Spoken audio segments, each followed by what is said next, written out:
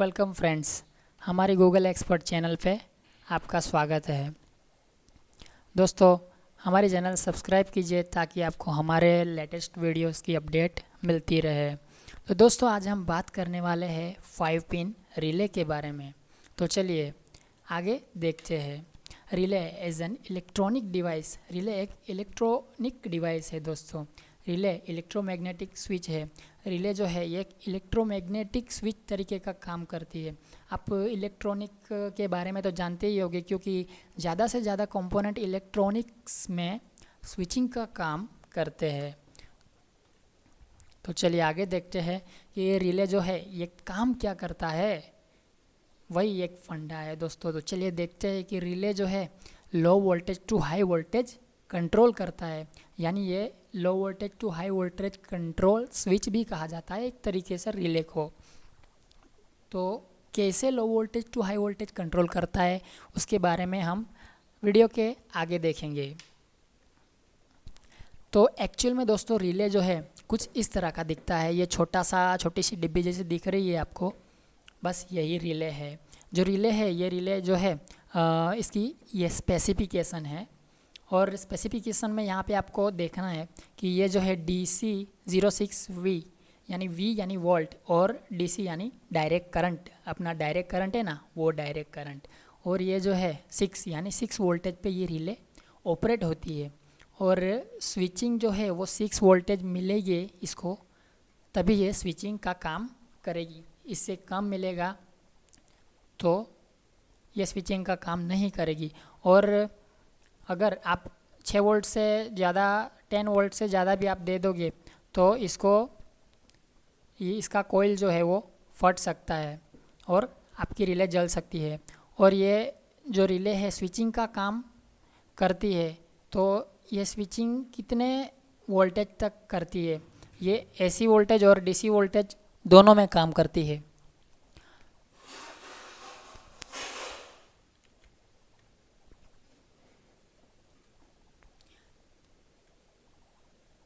ये तो आपको पता ही होगा कि रिले AC और DC वोल्टेज दोनों को स्विचिंग कर सकती है। यानी ऑपरेट तो हम इसे DC वोल्टेज से ही करेंगे, क्योंकि ये यहाँ स्पेसिफिकेशन में DC वोल्टेज लिखा है। और ये स्विचिंग जो है DC और AC दोनों को कर सकती है।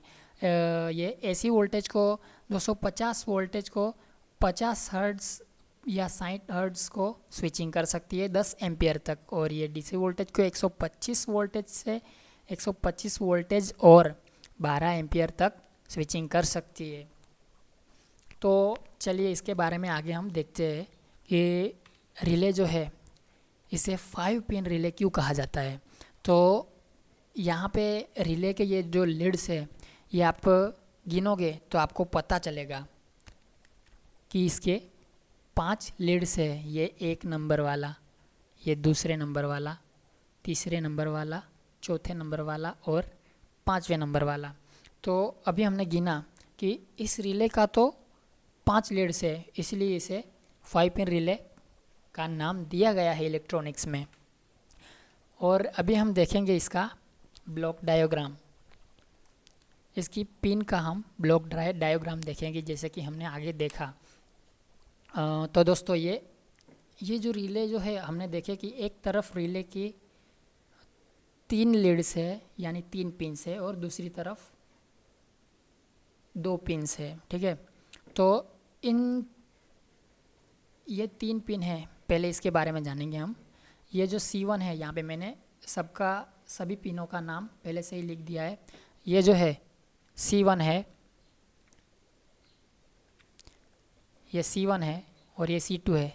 C1 और C2 इसके नाम क्यों दिए गए इसके बारे में बता रहा हूँ।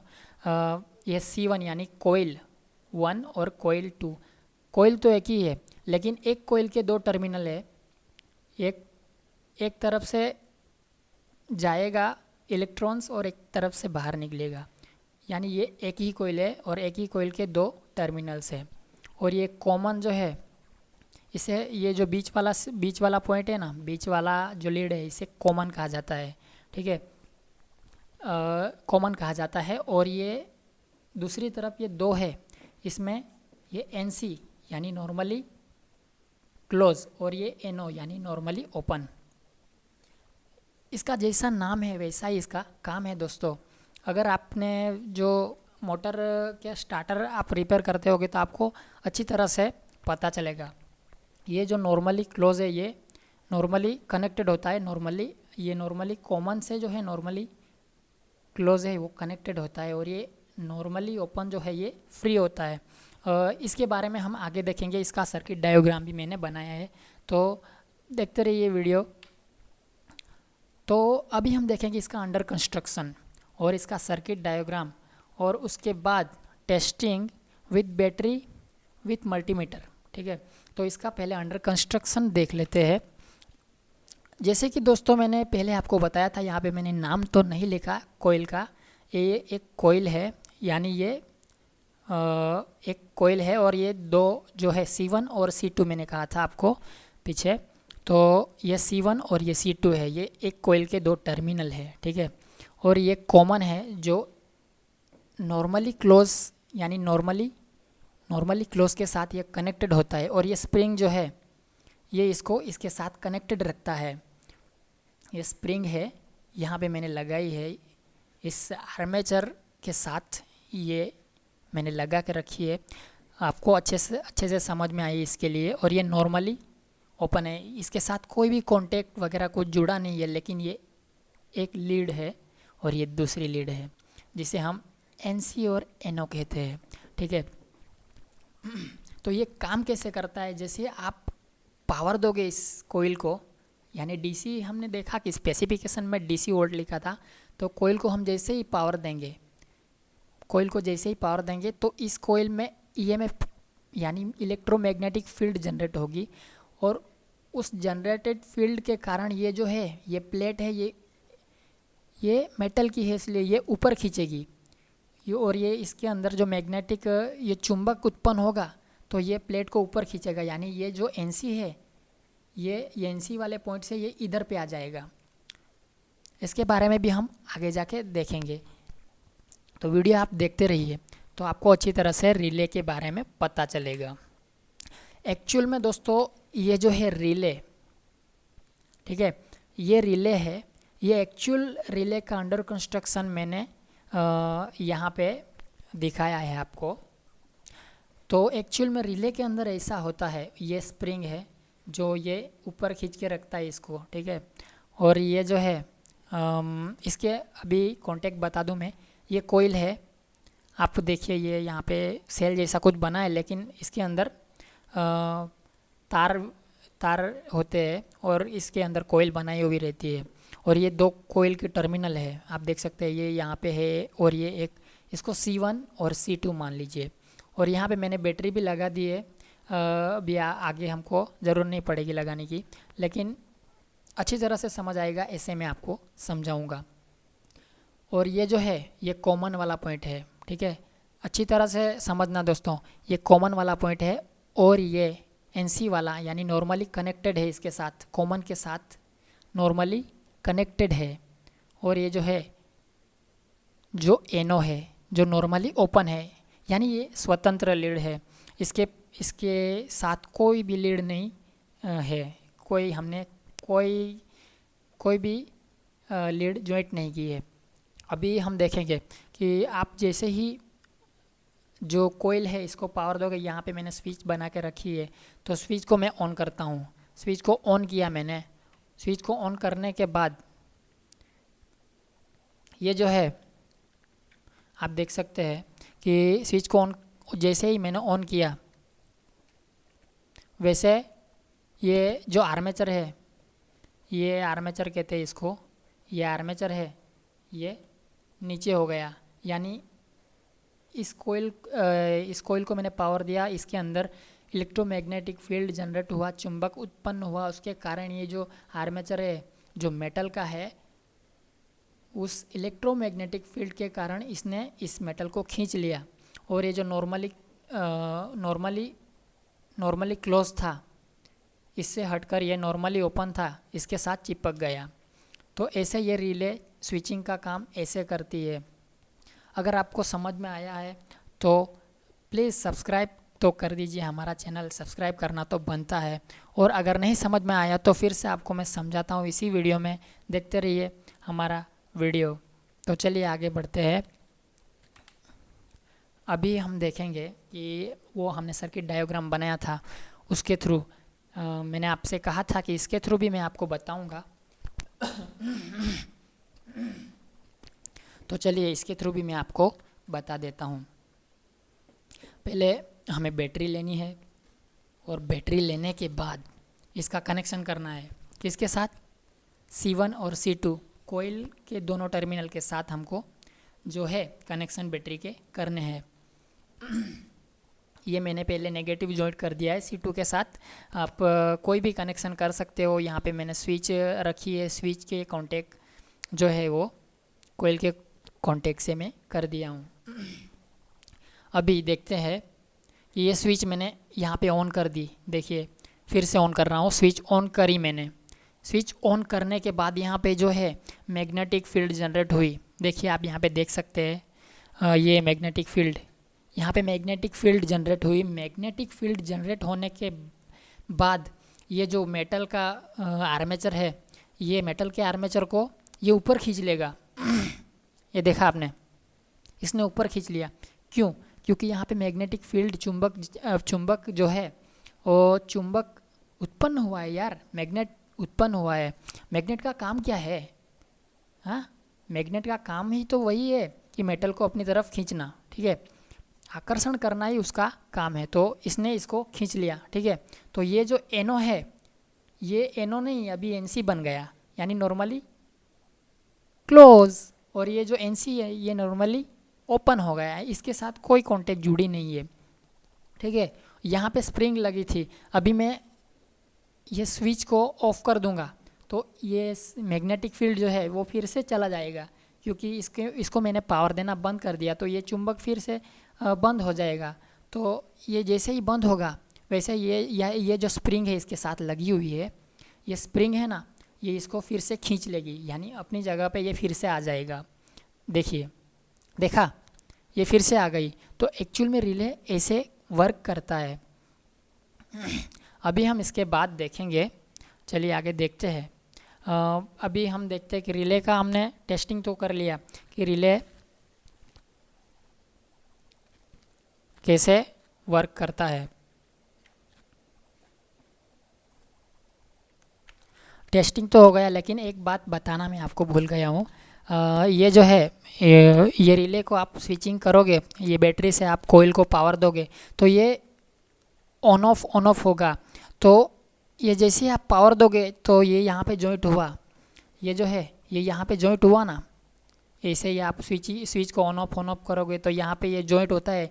तो इसकी वजह से रिले के अंदर से टक टक करके आवाज़ आएगा। कैसे आवाज़ आएगा दोस्तों? टक टक करके आवाज़ आएगी। तो आपको पता चलेगा कि रिले जो है, अगर आपके पास मल्टीमीटर वगैरह ना हो तो आप रिले को ऐसे भी चेक कर सकते हो कि रिले को पावर दे के इसको स्विचिंग करके देखोगे तो इसके अंदर से टक टक करके आवाज़ आएगा। तो समझ लेना कि आपका टेस्टिंग जो है वो ओके है। तो अब हम देखेंगे टेस्टिंग विथ मल्टीमीटर। मल्टीमीटर से हम रिले को कैसे टेस्ट कर सकते हैं वो हम अभी देखेंगे। तो चलिए शुरू करते हैं। जो मल्टीमीटर जो है, पहले तो हमें मल्टीमीटर को ऑन करना पड़ेगा। क्या करना पड़ेगा दोस्तों? ऑन करना पड़ेगा। मल्टीमीटर को हमें लाना है ओम्स की रेंज में। आप ओम्स की रेंज में या फिर आप कंटिन्यूटी की रेंज में भी मल्टीमीटर को ला सकते हो।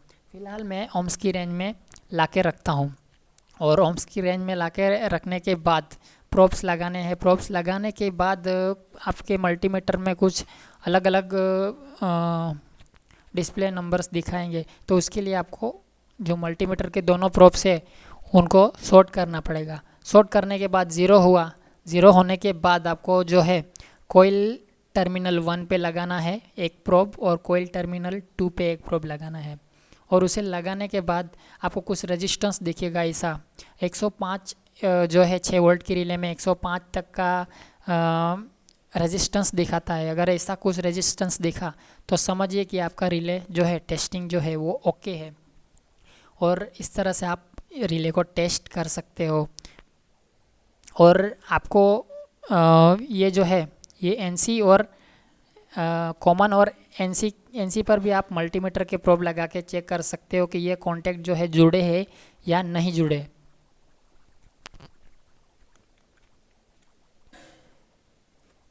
तो समझिए कि दोस्तों आपका जो टेस्टिंग है वो ओके है, आपका जो रिले जो है वो ओके है। अभी मैंने कुछ डायग्राम्स बनाए हैं, वो आपको दिखाऊंगा। 3 एक डायग्राम है। जो रिले जो है, रिले को मैंने जो पावर में जो है बैटरी का पावर दिया है और स्विचिंग डीसी डीसी जो है बैटरी मैंने लगाई है यहाँ पे।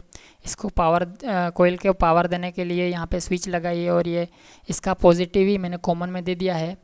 कॉमन में देने के बाद यहाँ पे एलईडी जो है, एलईडी जो है ये अभी ऑन है, रेड वाली ऑन है, यानी ये नॉर्मली क्लोज में जो है ये रेड वाली एलईडी ऑन होगी, ऐसा मैंने डायग्राम बनाया है।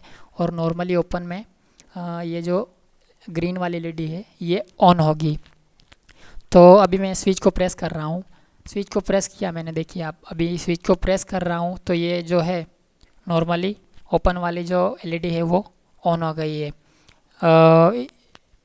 ये मैंने सिर्फ आपको समझ में आई इसलिए ये डायग्राम बनाया था। और दूसरा भी है, ये जो है मैंने अल्टरनेटिंग करंट पे बनाया, यानी एसी करंट पे। हमने पहले ही देखा कि रिले जो है लो वोल्टेज से हाई वोल्टेज को कंट्रोल कर सकता है, तो उसके बारे में मैंने ये डायग्राम है वो बनाया है कि यहाँ कॉमन में मैंने जो है एसी वोल्टेज दिया है। आप भी दे सकते हैं, अगर आपको ट्राई करना है तो घर पे आप ट्राई कर सकते हो।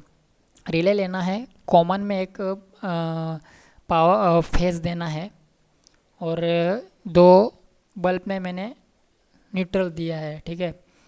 और इसको फेज कहाँ से मिलेगा कि रिले के दोनों टर्मिनल में मैंने जॉइंट कर दिया है, ठीक है, दोनों टर्मिनल में मैंने जॉइंट कर दिया है। ये एनसी में जो ऊपर वाला डायग्राम बनाया था मैंने, अभी पिछला डायग्राम बनाया था वैसा ही है, सेम, कोई चेंजेस नहीं है। लेकिन मैंने ये जो है डीसी वोल्टेज है, ये एसी वोल्टेज को यहाँ पे कंट्रोल करता है।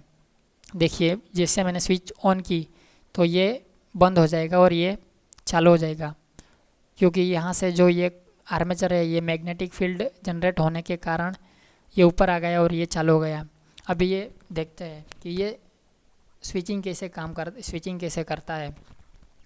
ये एनसी है, तो अभी मैंने आपको अच्छी तरह से इसमें समझ आएगा कि ये आर्मेचर है, ये डीसी वोल्टेज से हम एसी को कंट्रोल कर सकते हैं।